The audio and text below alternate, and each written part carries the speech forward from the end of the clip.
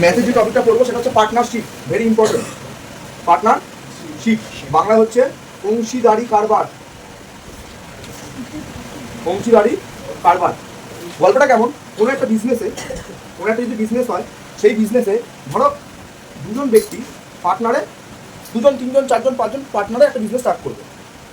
ধরো এই বিজনেসে আমি বোঝার সুবিধার্থে বললাম 100 টাকা আমার টোটাল একটা বিজনেসের ক্যাপিটাল দরকার। এই 100 টাকার মধ্যে 60 টাকা দিচ্ছে, 60 টাকা দিচ্ছে এ ব্যক্তি, আর এই 100 টাকার মধ্যে 40 টাকা দিচ্ছে বি ব্যক্তি। বলতে পারলাম? তার মানে 60 টাকা দিচ্ছে এ, 40 টাকা দিচ্ছে বি ব্যক্তি। এবার এদের বিজনেসের টোটাল মূলধন কত ছিল? 100 টাকা। 60 + 40 100 টাকা, এটা দিয়ে বিজনেস স্টার্ট করেছে। বিজনেসে ধর মুনাফা হয়েছে 120 টাকা, মানে মেন প্রফিট কত হচ্ছে? 20 টাকা, তাই তো? মেন প্রফিট কত হলো? 20 টাকা। এখন প্রশ্ন হচ্ছে এই 20 টাকাটা এরা দুজন কীভাবে শেয়ারে ডিস্ট্রিবিউট করবে, এইটা নিয়ে অঙ্কগুলো।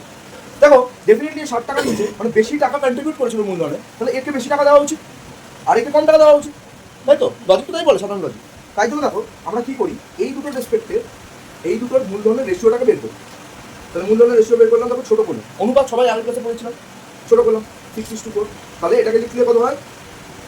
3 × 6 2:2, তাই তো? 2 উঠে গেল, তাহলে 3:2, এটা হচ্ছে ছোটো করলে হয়। তাহলে 3:2 অনুপাত রেশিওতে 20 টাকা তারা কী করবে? ডিস্ট্রিবিউট করবে। এবার কীভাবে ডিস্ট্রিবিউটটা হচ্ছে দেখো, কী করে বুঝবো এ কত টাকা পাবে? এ কাকে রিপোর্ট করছে? আগের 3 টাকা। তাহলে এ যে টাকাটা পাবে 3টা ওপরে যাবে। ফ্র্যাকশনাল ফর্মে যদি লিখি, আগে যত টাকা ছিল 3 + 2, 3 + 2 ইন্টু এই 20 টাকা, তাহলে 3 + 2 করলে কত হয়? 5 + 20, এটা কাটলাম 4। তাহলে এ কত পাবে? 12 টাকা। আর বি কত পাবে? 20 - 12, এভাবেও বের করতে পারি, অথবা বি এর ক্ষেত্রেও এভাবেই বের করতে পারি। বি 2 কে রিপোর্ট করছি 2 ওপরে, 2 + 3 মানে হচ্ছে 2/5 ইন্টু 20 করবো 4, মানে 8 টাকা। এভাবে বের করতে হবে আমার অঙ্কগুলো, বুঝতে পারলো? এবার কোশ্চেন আসতে পারে তুমি রেশিও কেন বের করলে? রেশিও বের করলাম জিনিসটাকে ছোটো করবার জন্য। রেশিও বের করে মেন মোটিভ হচ্ছে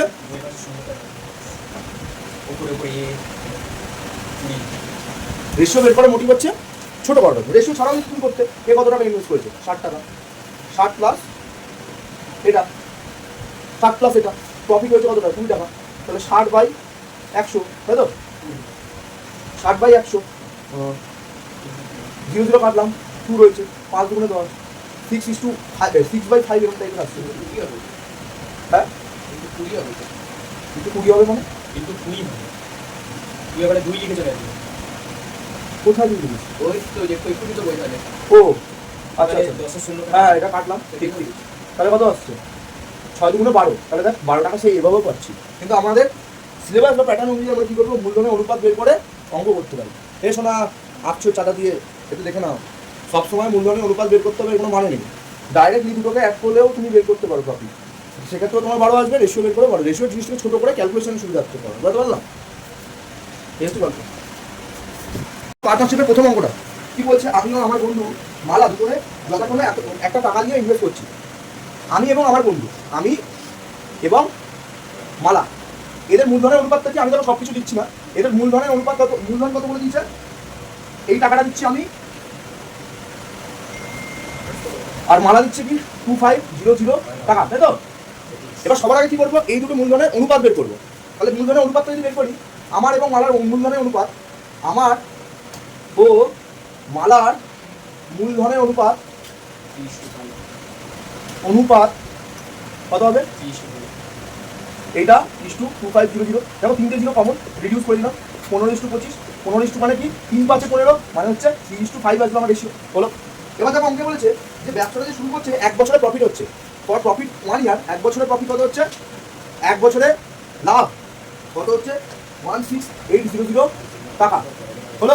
এবার পরীক্ষায় কোশ্চেন করছে তাহলে আমি কত টাকা পাবো, মালা কত টাকা পাবে? তাহলে আমি পাবো, দেখো আমি পাবো কীভাবে বের করবো? 3, আমি 3কে রিপোর্ট করি 3 ওপরে, 3 + 5 ইন্টু 16,800 টাকা, 3 5 3 8 16,800 টাকা, 8 2 16 100 টাকা, 3 × 3 3 × 6 এত টাকা। এই টাকাটা আমি পেয়েছি। এবং মালা কত পাবে? মালাটা তুমি রেশিও করেও বের করতে পারো, অথবা এই টাকাটা দিয়ে মালার টাকাটা তুমি মাইনাস করলেও বেরিয়ে যেতে পারে, বুঝতে পারলাম? এত টাকা করে নাও আমরা শুধু পারি ইংলিশে। এবার হচ্ছে একের যেটা অঙ্কটা বললাম, একের অঙ্কটা দেখে নিয়েছিস। এবার হচ্ছে 2-এরটা করে নিয়েছিস সেম টাইমে। 3-এরটা কিছু বলতে হবে? 3 কিছু বলতে হবে? শোভা ও মাসুদ, দেখো 3-এরটাও বলছি, 4ও বলছি। ভালো করে শোনো, ভালো করে শোনো, এই কথা বলিস না।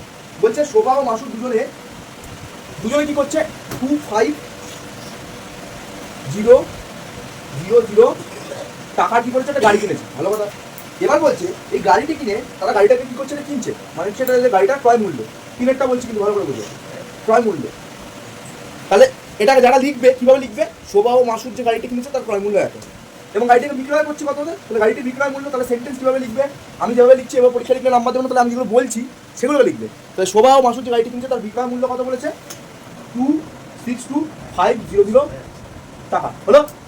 এখন গাড়িটি যে বিক্রি করে দিয়েছি, তাহলে আমার প্রফিট কত হচ্ছে, প্রফিটটাকে আমি বের করবো কি, আমরা ছোটবেলায় পড়েছিলাম ক্লাস 9-এ, লাভ ইকুয়াল টু বিক্রয় মূল্য মাইনাস ক্রয় মূল্য। তাহলে এটাকে সেন্টেন্স যারা লিখবে কিভাবে লিখবে, যে শোভা ও মাসুদের গাড়িটি বিক্রি করে যে লাভ হয়েছে সেটা কি, এই দুটোকে মাইনাস করবো, 262500 মাইনাস 250000, তাহলে হচ্ছে 262500 25000000521, তাহলে এই টাকাটা হচ্ছে তাদের প্রফিট, বুঝতে পারলাম, গাড়িটা বেচে এত টাকা হচ্ছে এদের প্রফিট। এবার বলছে গাড়িটি কেনার সময় শোভা মাসুদের 1.5 গুণ টাকা দিয়ে থাকলে, ভালো করে দেখো গল্পটা এতটা হলো, এটা হচ্ছে আমার লাভ। ধরি কি হচ্ছে, গাড়ি কেনার সময় শোভা মাসুদের এত বেশি টাকা দিয়েছে, ধরি মাসুদের টাকাটা হচ্ছে X টাকা, মাসুদের টাকাটা হচ্ছে X টাকা, তাহলে শোভার টাকা কত হবে, শোভার টাকা হবে মাসুদের টাকাটা, মানে এই X টাকার 1.5 গুণ, মানে এটা সাথে প্রোডাক্ট করে যেটা পাবো সেই টাকাটা, তাহলে কত হচ্ছে 2 × 2 3, 3x/2 টাকা, বুঝতে পারলাম এই টাকাটা। এবার এদের মূলধনের অনুপাত বের করতে হবে, তাহলে এখন এই লাইনটা লেখার পরে লিখবো শোভা ও মাসুদের মূলধনের অনুপাত, এই উপরে কোশ্চেনটা বুঝলাম, শোভা ও মাসুদের মূলধনের অনুপাত, তাহলে লিখে নেবে তোমরা শোভা মাসুদের মূলধনের অনুপাত, আমি জাস্ট করছি। তাহলে হ্যাঁ, তাহলে অনুপাত বের করি, মাসুদ ও শোভার যদি করি তাহলে x/2, শোভা ও মাসুদ না, মাসুদ ও শোভার মূলধনের অনুপাত এটা, তোমরা এটাকে দিয়ে ক্রস গুণ করে দেবে, 2x = 3x, এটা হয়ে যাবে, x এর ছুটে গেলে 2:3, এই রেশিওতে গল্পটা হচ্ছে, বুঝতে পারলাম। এবার এই রেশিওতে যদি গল্প হয়, এবার আমার এই টাকাটার মধ্যে মাসুদ কত পাবে, মাসুদ ডেফিনেটলি আগেরটাকে রিপোর্ট করছিল, তাহলে লিখবে এখানে যে এত টাকার মধ্যে মাসুদ পাবে কত, মাসুদ 2 কে ডিকোড করে 2 উপরে, তাহলে কত হবে 2 + 3, তাই তো, মাসুদের আনুপাতিক ভাগাড় বলে এটাকে, আসলে মাসুদের আনুপাতিক ভাগাড় হবে, এবং এই টাকাটা মাল্টিপ্লাই হবে এই টাকাটা, তাই তো। তাহলে এটাকে যদি আমি ক্যালকুলেট করি তাহলে কত পাবো, তলায় আসছে 5 দিয়ে কাটলাম, 5 × 10, 5 × 5 = 25, 25 × 50, এত টাকা হলো। আবার এই টাকার মধ্যে শোভা পাবে, কি করতে পারি, এই টাকাটা দিয়ে বিয়োগ করে দিলেই হয়ে যাবে, তাহলে শোভা পাবে কি হবে, শোভার ক্ষেত্রে এইভাবেও করতে পারো, তাহলে তখন 3টা উপরে যাবে, তাহলে 2 + 3, অথবা খুব ইজি হয়, অত ঝামেলা না দিয়ে এই টাকাটা দিয়ে এই 5000কে মাইনাস করে দিবি, যেটা পাবি সেটা হচ্ছে শোভার অ্যান্সার, বুঝতে পারলাম, আমরা বুঝতে পারলাম এটা হচ্ছে তিনটা। এবার আমি চারটা বলবো, ভিডিও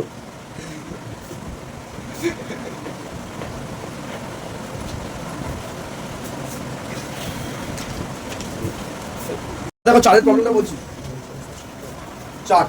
চারের প্রবলেমটা কি বলছে, তিনজন বন্ধু যথাক্রমে 5000 টাকা, 6000 টাকা, 7000 টাকা দিয়ে একটা অংশীদারি ব্যবসা স্টার্ট করছে, এবং স্টার্ট করে 1 বছর পরে তার লোকসান হয়েছে, লস খেয়েছে, তাহলে 3টে বন্ধু, তাহলে লিখবো 3 বন্ধুর মূলধনের অনুপাত, তাহলে 3 বন্ধুর মূলধনের অনুপাত কত হবে, এটা লেখার পরে বারবার বলছি, যেটা আমি মুখে বলছি খাতা লিখবে, 3 বন্ধুর মূলধনের অনুপাত এইটা,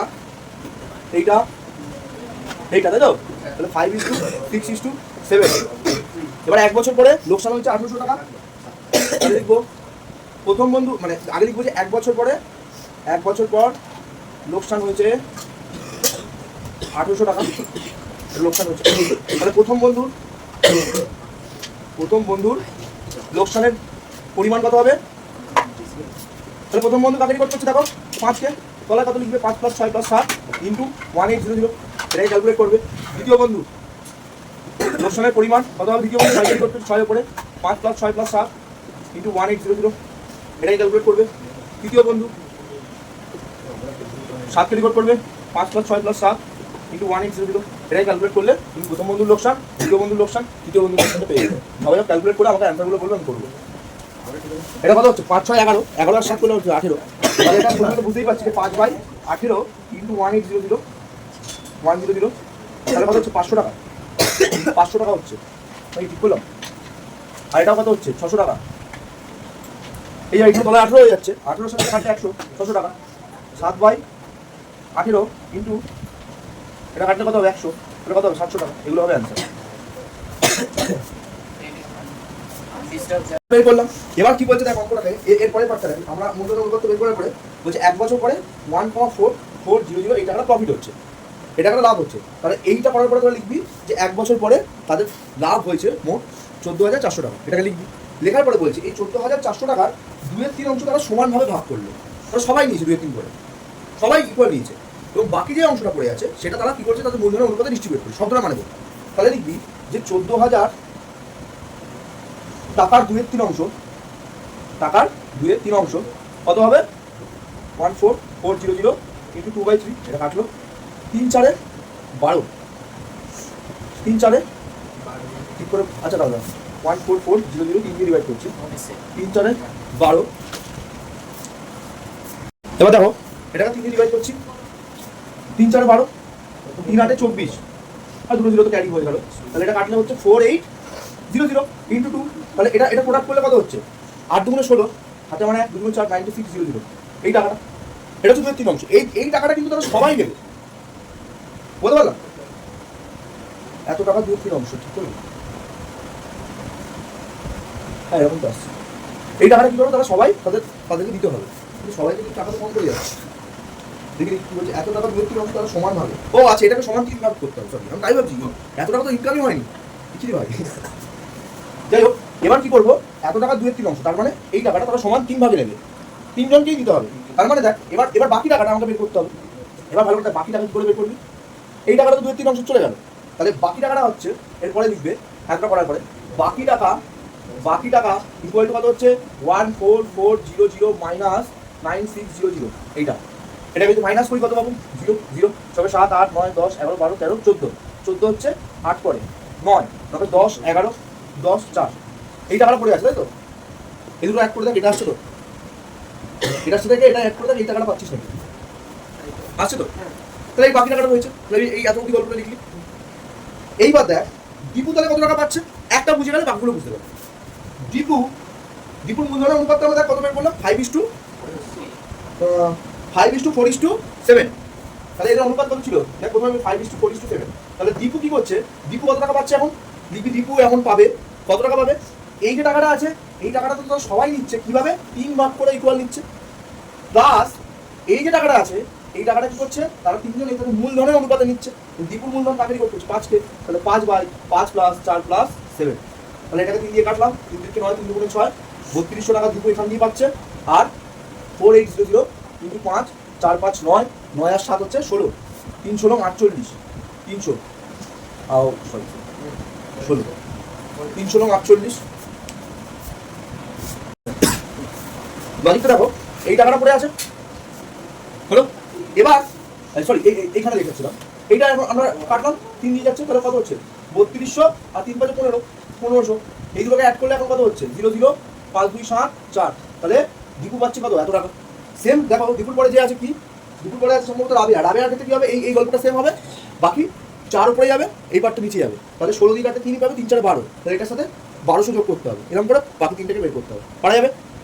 পরেরটা ক্ষেত্রেও তাই, এই পার্টটা সেম 7 উপরে বাকি তলায় 16 কাটাকাটি করে বের করতে হবে। এটাকে ক্যালকুলেট করে একটু দেখো তো উত্তরটা 4700 আছে নাকি।